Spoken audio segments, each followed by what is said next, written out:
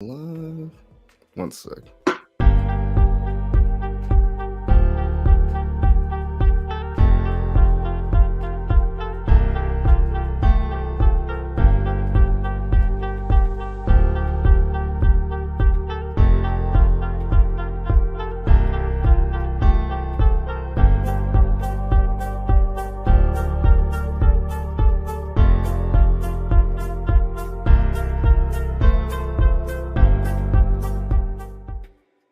Hello and welcome to this episode of the Renee Report. On today's episode, we have my first ever guest, Mr. Ryan Bollman.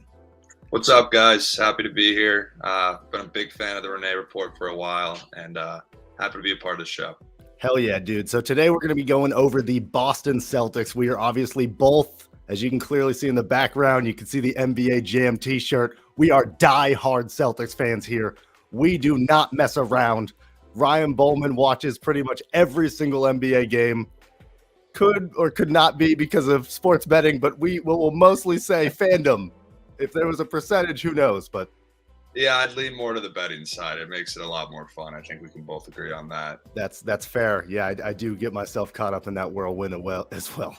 All right, so let's look first and foremost. Who are we most likely? Obviously, there's 6 more games left in the season, so you can't be sure.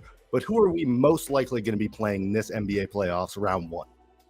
So I think the first 2 teams that jump out, obviously right now the Heat are in the 7th position in the East, so they'd be playing the Celtics if the NBA playoffs started today. Another team that's right behind them is the Hawks. So, I mean, looking at both those matchups, if I had to pick, I'd take the Hawks just because. Absolutely. Unfortunately, as we both know, our history with the Heat hasn't been as great with this new era Celtics team. So 100%. When it comes down to coaching, I would much rather play the Heat. But I mean, I think we start with the Heat, and you tell me what you're most afraid of, and I'll tell you what I am. Yeah, I think from the Heat's perspective, the tough part is how we match up in the big man department. First and foremost, we can handle Bam Adebayo, right? We know we're going to let him shoot. We're going to let him cook a little bit in the first few games and get in his head and let him get in rhythm. The issue is, as we get further into the playoffs, because that's what we're expecting to do, right? We're expecting to get to the NBA Finals. You don't want to overdo it with Al Horford. And what I worry about more than anything is that we don't play Robert Williams at the beginning. I think there's a world, actually, we don't play Robert Williams in the entire first series of the NBA playoffs, and we basically leverage, we can make it through that series without him. We want him to be healthy for that for that series behind it. And that could put Al Horford in a situation where he's way too strained out. At some point, Al Horford cannot be relied upon to be the savior of grace in the playoffs for us, which he fully was last year and at the end of this year, honestly. No, I mean, I agree with you. And I think the return on investment for Al Horford is a lot more than the Celtics thought they were going to get. So, 100%. I mean, I agree with you. I think Rob is definitely a concern. But for me, my biggest concern in that series just comes down to coaching, because as we've all seen, the Celtics kind of had a reverse of last year. They started out, couldn't be beaten, and teetering off towards the end of the year. Complete opposite of last year. And a lot of people forget, recency bias, Ime Udoka had a way with the Celtics at end of games in controlling what body language looked like, play calling, the important things, in my opinion. And unfortunately, recently it's looked like, hey, Tatum, you're 0 for 11 from 3. Let's let you shoot the 3. And Brown just hit 4 in a row. It just doesn't make sense to me. So I think Eric Spoelstra is a concern for me in the first round. But I mean, I think we got him. But honestly, it looks like Bam and Jimmy should and do have the most confidence in the world against the Celtics, as they should. So, and that's where it gets weird, because mentally speaking, as Celtics fans, remembering how that Miami team treated us probably the last 3 seasons in the playoffs, we still remember them as the Miami Heat they were. Maybe not the Miami Heat they are, because they are still the 7th seed. They have not performed how they'd like. Kyle Lowry is coming back from injury. I believe today he's coming back from his injury. Day-to-day, probably going to come back for the first series. You remember watching that Miami series. And the one thing I will say is, my God, did they look horrible. for a team that was about to go to the NBA Finals or like a step away, I really thought for the most part that they just did not look good, for lack of a better word. And most of the times they were grinding out these games. Now, for further runs in the playoffs, obviously we don't want to overextend ourselves. But I'll tell you what, man, I think they're a little fugazi. I don't think they're the real deal. No, I mean, I agree with you, but I think confidence is key. And at the end of the day, what they've been able to do against us in the last 4 years of the playoffs is fair. I mean, I just think back to the COVID year. We should have been playing LeBron and the Lakers in the finals. There was absolutely no reason we should have lost that series, and we did. So it's true. When I look at the first round, I mean, last year, I think if we had to compare, we'd much rather play this Heat team than the Nets team of last year. But at the end of the day, I just think this Heat team defensively can cause us some issues. So obviously we'll have to see. But before we end on the Heat, I just want to, for Celtics fans, show a good memory of a Paul Pierce game winner. Oh yeah, baby. That's what I'm talking about. Against the Heat. So what a moment. I'll let you talk about the Hawks. Or actually, you know what? Fuck the Hawks. I'm actually not worried about them. Excuse my language. But no, you're chilling. Let's go to the Bulls because please give me the Bulls. If there's a God, give me the Chicago Bulls. Let's hear it from a Chicago native. Why are they an issue? I don't think they're necessarily an issue as much as matchup. I can see it in your face. You want to say it. There's a little something scaring you. I mean, in the regular season, we're 2-2 with them, and we had 2 pretty bad losses to them. I don't look too much into regular season matchups. We did play them weird, though. Those games were odd.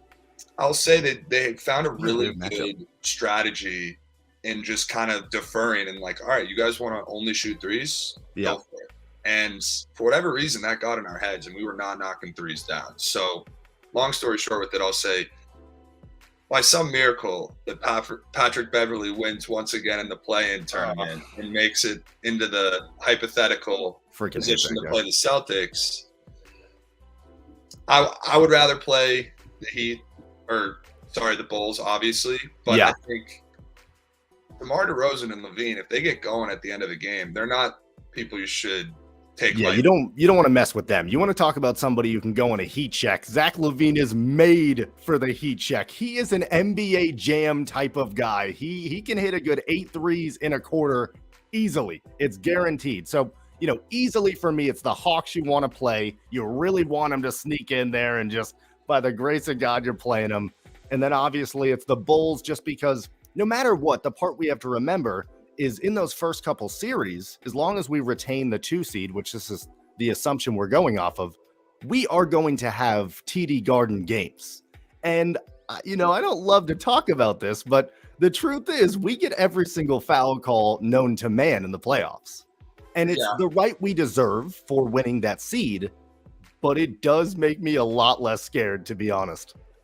No, that's a great point. And I think how do you forget about the TD Garden and the atmosphere that creates? I shout out to JJ Redick's podcast. He had Al Horford on the other day, and they were talking about the environment. And JJ said it was the hardest place to play as an opponent in the playoffs. And I think there's a lot of crazy things said about Boston fans, but the one thing is we're going to show up and we're going to be loud.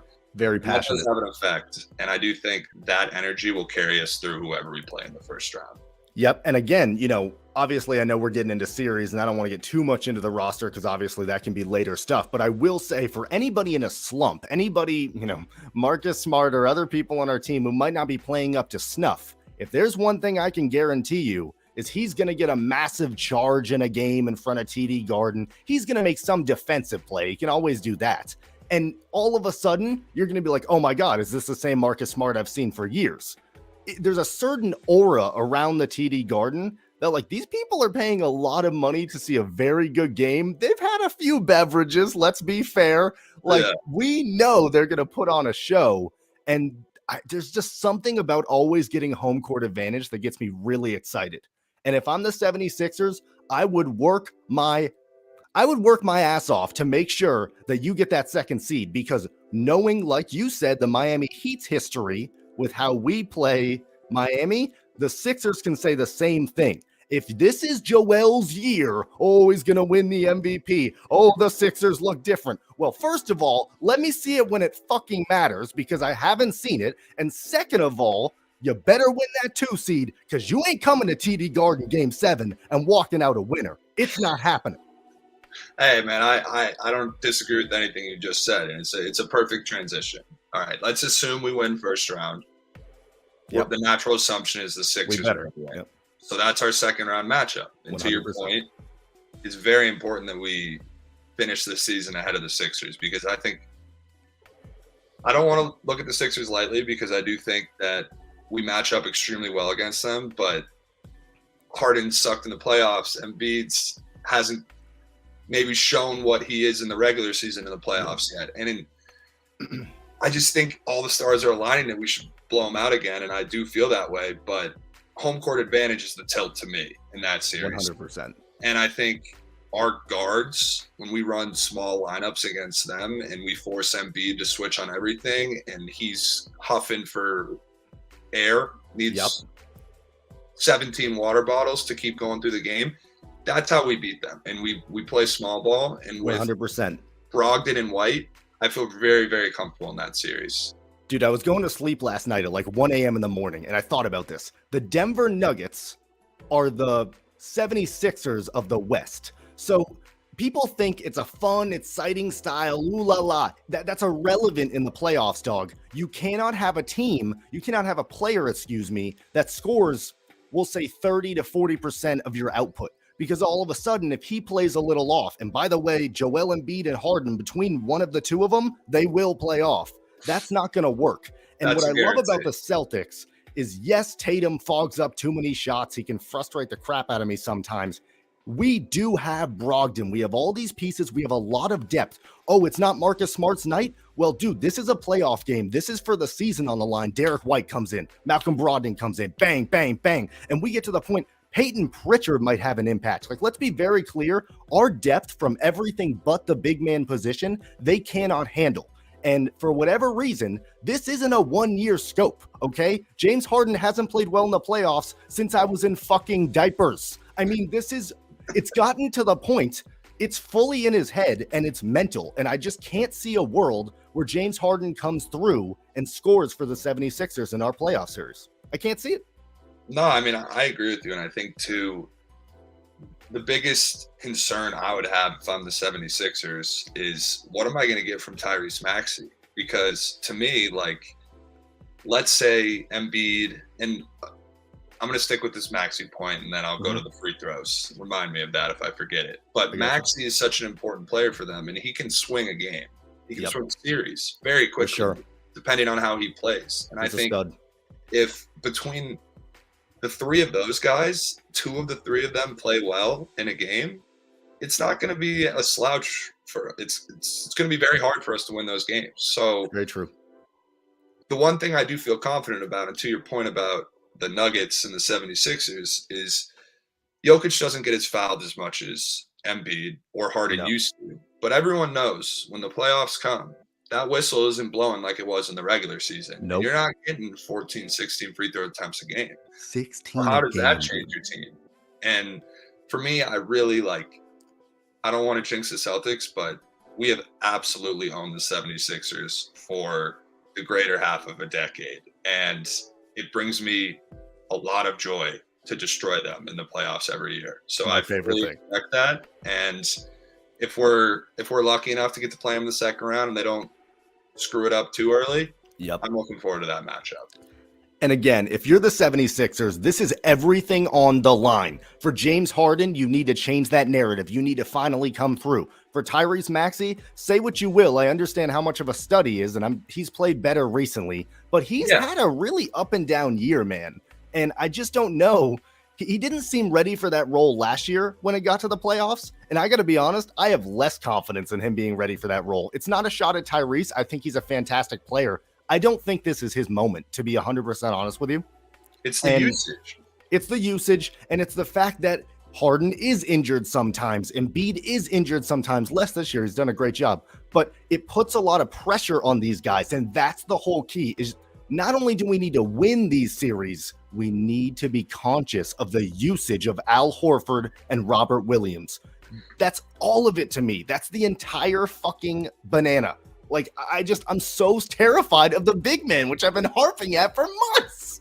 No, I mean, I agree with you, but I think how we beat Embiid is much different than how we beat Giannis, obviously. So, to your point, if we don't have a healthy Al or a healthy Rob, either or, and we're going against Giannis, 100%, that's not going to be fun for us. So, long story short, though, with the Sixers are we going to see playoff James Harden again? Are 100% we will. Playoff Joel Embiid give up with 5 minutes left in the game? Like, we've seen this happen year after year, and I'm not shy of the fact that they have not found any success. So Doc Rivers blows every playoff lead ever except the Celtics. So you want to talk about a guy who doesn't want to go to TD Garden to a Game 7? Doc Rivers has got to be high on that list. On that list. He's not in the best position right now. Sorry. No, you're joking. My light just disconnected. But we'll move on to the potential conference finals. Real quick, I have one question. We beat the 76ers. I'm down to move on, right? I'm down. How many games are we talking? Does it go to 7? What do you think? I think it goes back to that Maxey point. Like, if we're getting Maxey of 25 assists a game kind of Maxey, I think it goes 6. If he's not playing well, I think we could beat him in 4 and 5. In all honesty, like, I think the confidence we have on our side, to your point earlier, is the same confidence the Heat has against us, but we have a better team in both situations. Dude, you want to hear my opinion? Yeah. I think we win in 5 games. Even if Maxey goes crazy? Here's what I think. I think Maxey has a breakout performance. I think he goes ballistic. You know why I think he goes ballistic? Because I think James Harden gets benched in the middle of that series and has an all-around collapse. Again, you think he sits? Hey, man, record this. Someone stamp this. I will 100% make this a YouTube video afterwards, and I will remember saying this and make a short when it does happen. I'm saying out loud, James Harden will individually be the reason again that the Celtics get past them. And who are they going to face to go to the NBA Finals again? Terrifying. We can't escape the generational talent in the East, man. No, we can't. We had to go through LeBron for 10 years, and then they're like, all right, here's this little Greek guy. He's not very strong, and he'll work out a little bit, and we'll see how he turns out, into this god at basketball who doesn't really shoot the ball at a high percentage from outside. Please shoot threes. My main takeaway would be, if they're please keep shooting threes. Now, he's looked better at it recently. Honestly, he makes some, but seriously, in a high pressure situation, you're in Boston, even in Milwaukee. You went to that series last year, right? In the playoffs. That's how much. No, you're telling me what you're saying. I was just about to say, and I think you were about to allude to it. The fans in Milwaukee, man, I was very disappointed from a big sports town to the other. Really? I went to Game 4 of the semifinals. Yeah, huge game. Semis last year. Al Horford's best playoff game of his career, dunked on Giannis. Okay, probably one of the better. The best game of his life. Maybe one of the best game ever. It was fucking awesome. No, easily his best game of his life. 100%. If you dunk on Giannis and hit, I think, 6 of 9 threes, I don't care what else you do. That's the best game of your life. So I cannot imagine watching in person, him going up for a 3, and you're like, that can't go in. There's no way another one can go in. You sound like the Bucks fans next to me, and they were losing their mind, dude. I can't imagine. And you make a good point. Although, obviously, we want to judge the Milwaukee fans, and that, that was a tough moment. You can kind of feel it. When a guy's having that good of a night, and you can just feel it in the air, you kind of know the Celtics are winning that game. 100%, man. And I think that is interesting. I want your take, because you've been the trailblazer of the Celtics need a big man. And I think our biggest fault in this series, obviously Giannis is the biggest issue. Lopez. Yeah, I know where you're going. Lopez, man. I mean, so everybody talks about Drew Holiday. You see how many points he got last night? Of course you saw it, but 51 points. That man got 51 points, and they asked he looks so casual about it on the post game. He's a dog. Everybody loves to talk Holiday. The main person who's changed is Brook Lopez. For every Ben Simmons who can't adapt to the NBA, there's a Brook Lopez who can. And my God, his ability to start stretching the floor way more, and he's a deadly three-point shooter. His ability to still have that strength and just overall effort play, but he does it with a lot more intelligence. He's not all over the place and jumbled. He's actually very calculated. No, and I he's think the X factor of that series. I think Bud's like, he used to coach Al in Atlanta. He was an assistant for Al, and he talked about it on, again, shout out JJ Redick. I love your podcast, man. But the man. He was basically just talking about how the confidence that he gave Al Horford to shoot threes, and you can clearly see that happening with Brook Lopez. And to your point, you either evolve or you die in the NBA, man. And the NBA has changed a lot. I mean, you remember in 2008, who we had two guys that could score the basketball if their life depended on it on our starting five. That's a good point. Tony Allen, I love you. You're the best defender I've ever seen. Kendrick Perkins, I love you too. Drives me crazy. Stop going on ESPN. Yeah, he needs to shut up. I think he got fired. You don't? No, he's still there. I saw him on today. Dang it, I really thought he got fired. I thought JJ Redick got his ass fired. I'm not going to lie to you. That was the best moment of my entire life when JJ Redick just sat there like, no, we're not going to commercial break. I'm giving you another 2-minute rant of why you're an absolute moron. I mean, and he wasn't wrong with anything he said. And spot on. It was so well said. I keep going back to the point where it's like, you mentioned it earlier. It's like, what Al Horford are we going to get this playoffs? Because let's say we get 60% of what Al Horford's been doing this season. That's probably about what I would have expected if Rob was fully healthy. But Rob's not playing 30-plus minutes in any game since all of this injury concern. And my biggest concern is we're trying to, like, weed him in and weed him out, and there's just so many, like, unknowns with him. Yep. The excitement and the thought of what the Celtics would look like if that guy could be on the court for every game for 35-plus minutes, 30-plus minutes. We would be iconic. He's our Maxey. Robert Williams is our Tyrese Maxey. That's the scary part. Is there's nothing we can do about it. He's Zion Williamson. Nobody ever compares him to Zion, but he is Zion. Like, he just isn't going to be on the court. It's just when he goes out there, it's like one offensive rebound and one put back, block, switching on a guard. Everything he does, I mean, he's not going to give you a crossover through the legs, Tatum behind the back three. But he's also not going to try. He also doesn't go out of anything in his toolbox. He understands the tools and he uses them to perfection.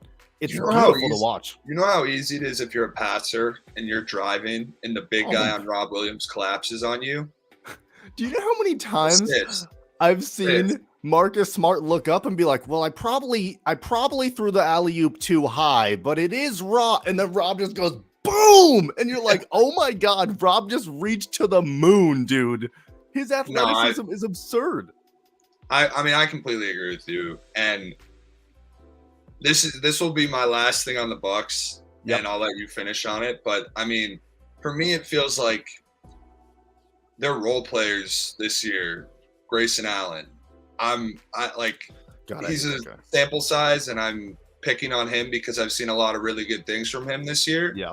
Well, like, what kind of Grayson Allen are we going to get? Are we going to get the Grayson Allen that is fiery, talking shit to everyone, tripping people, pulling their pants down, hitting threes? Or is he going to shy away like he did against the Celtics last year? I think there's just a lot of guys that can shoot threes on that team, and we can shoot threes. But if they start hitting threes and Drew Holiday starts feeling himself, and don't forget about the scary man, the boogeyman for the Celtics, Chris Middleton. I think if you're a real Celtics fan, you know how many big shots that guy has hit against the Celtics. No, it's true. If he played last year, we would never have been in the finals. And I can confidently say that because he changes the game for them. And the way he's able to score and go one-on-one from the mid-range is something Giannis can't do. And again, the key is, I think, mentally taking Giannis away from thinking he needs to do it all. When somebody that talented, Joel Embiid, Giannis, LeBron, anytime you look in their eyes as they're playing and you start to get that feeling of, oh my God, they think they need to take over, all of a sudden mistakes end up happening. Tatum does the exact same thing. The true thing is you need someone that good. You need a top 10 player. Then you need to surround them with exactly what they need around them to feel comfortable. Because when they're comfortable, they play at their best. And Middleton's the definition of somebody that's going to make you feel extremely comfortable because every shot he takes is highly efficient. He's usually open and he usually makes them. So you're like, why not give the guy the ball all the time? And he's been struggling like since he's come back from injury. So I think a lot of people are like, okay, Drew Holiday, plug in place for him. But if we get 80% of what Drew or Chris Middleton used to be, that Bucks team is going to be very, very hard to beat. And that's a little bit like the Klay. And that's a little bit like the Klay Thompson thing, where, you know, the entire year I'm watching him and I'm out loud saying, and I probably made stuff about it, Klay Thompson doesn't have it. Klay Thompson looks like crap. Well, it's not about Klay Thompson looking like crap or Chris Middleton looking like crap or even Rob for that matter. It's a matter of availability. You know those guys' pedigree. They are professional basketball players at the top 1% of their profession. When the lights are on, when the moment's big, they will make those shots. They will make that moment happen. Rob Williams will block Steph Curry. I watched that 15 times in the finals. I know the finals was rough, but my goodness, did Robert Williams block Steph Curry 15 times more than any human has ever done before. When you're that talented, when you're very good at a skill, you get increased by attention, by media, by the moment. When you're bad at a skill, you actually do worse. It's the same thing here. And that's why Middleton's, yeah, fair enough. Last night was insane. He went absolutely crazy. Respect. And it's no disrespect to Westbrook, but he would be the first to tell you all this shit, man. It had to get to him in LA. Like, it definitely did. It definitely did. We're what? The game's about to start 5-10 minutes. Yeah, game's a few minutes away. We can wrap it up soon. But I think the biggest things for me is obviously Rob and Middleton. Those are the two pieces that we know aren't fully healthy, are probably up in the air. And again, the part we haven't even hit on yet, which we're probably gonna have to do a part 2 of this another day. Al Horford is the Giannis stopper. Al Horford is awesome.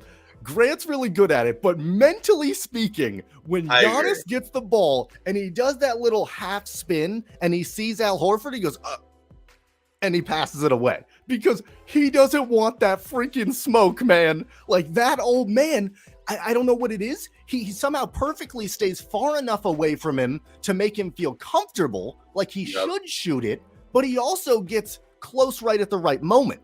And you know what that is? I'm going to be honest, man. I don't want to suck him off. I think having a defender like Marcus Smart in the building every single day and the mental side of Marcus as a defender and intelligent, which I don't think people attribute to him a lot, makes the Celtics defenders think. And in that moment, Marcus is talking to Allen saying, this is how far you need to be away. This is what he doesn't like. You can see all those things on tape. And I think we have their number mentally. Similar to the 76ers, where I think we have their number. I'm going to be honest, man. I think this could be the year we prove we have the Bucks number and everybody can shut the fuck up about the Middleton thing. I'll say it. I don't care. No, I mean, hey, man. I hope he plays.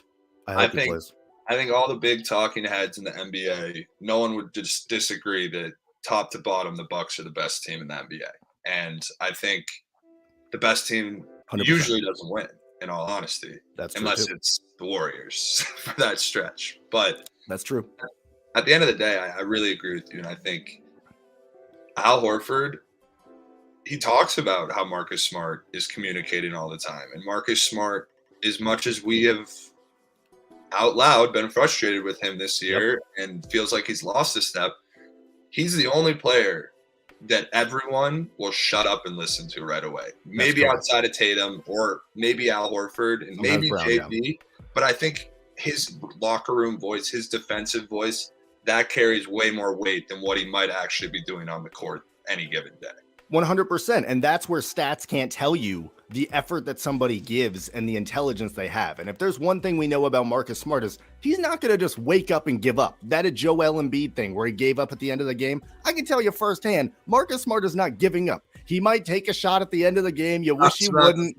He might do all these random things that frustrate you. But when push comes to shove, you want a Marcus Smart on the court, on your side, giving 195%. And the thing I love about the Boston Celtics, and we can end it here in a second and do part two.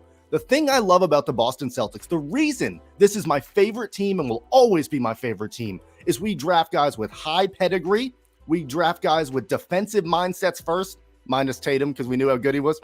And we understand no matter if we lose, we might not make the NBA Finals this year, right? It's a reality. You know what I do know? Our team's going to give 195%. Robert Williams is going to come out there injured or not. Marcus Smart's going to come out there injured or not. We're going to be getting charges left and right. We're going to fight every single foul call that they call against us. We will give everything we can to support our fans and let them know. That was the Grant Williams. Can you review this, Missoula? Can you review this every 5 minutes? So, it's my favorite because he doesn't even. They are fouls. Like they are fouls. They're never not fouls. If I see Grant doing this, I don't even need to watch the replay. I'm like, okay, he hacked him. You want to talk about somebody who's not smart enough to be telling you to review a play? That's my number one guy right there. Yeah, when Missoula sees that, he's like, all right, don't even look at the tape. We're not challenging it. He's like, well, how'd you foul him? I'll look at later. Literally. But I'll leave you with this before part two. We got a big game tonight, and huge game. I mean, you never know. I mean, we could win out. The Bucks. That's what I was gonna say. Couple, and tonight, if we lose, we're not getting the 1 seed. No, that's a fact. The door is creaked open, and we're kind of securing a better chance at keeping that 2. So today's game could not be more massive. We got a 2-game lead against the Sixers, and we play them again, so it should be interesting. Nice. And I'm excited for tonight. I feel very strongly that it's going to be the same thing that happened in Game 6.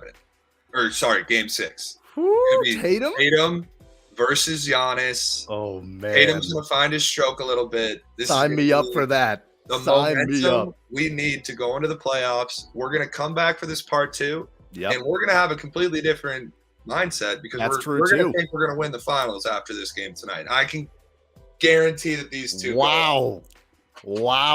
Big words from Rybo. I was going to say, what are the slips? Because I can guarantee you, based on that verbiage, Ryan's got whatever the line. What's the line for tonight's game? I don't even know that.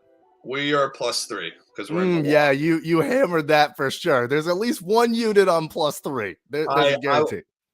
I will divulge my picks in part 2 and what I always love to bet once they hit. Fair enough. Once they hit, I can't jinx myself, but Carson, it's been an absolute pleasure, and I really can't wait for next time. I'll be tuning in for Celtics stream. And appreciate you. Yeah, no, man, I really appreciate it, and this is a lot of fun. So yeah, man, I'm really glad we got to finally do this. Honestly, I don't feel like we stepped over each other or really had a hard time doing it. The funny part is we're 30 minutes in, and I feel like we could do another hour. Obviously, some breaks, but we can definitely do this stuff. And I appreciate you coming on. You've been a heck of a guest. I love your input, your knowledge, and the fact you're obviously a diehard Celtics fan does help. I hope all your bets hit. We get to talk about it in part 2. It was great having you here, brother. Hey, man. Love the Renee Report. Keep doing good things, and we'll see you next episode, man. Appreciate you, brother. You have a good night. Peace. Go C's. All right, guys. That was the first ever guest I have had on the podcast. What an amazing experience that was. I'm going to take a little break here and go into the Celtics game and do commentary on that game, which is about to start shortly. I just want to take a few minutes and get myself together. And I'll probably start a few minutes later than the game, but I'll do another broadcast in a second. Oh, I didn't even see. My bad, dude.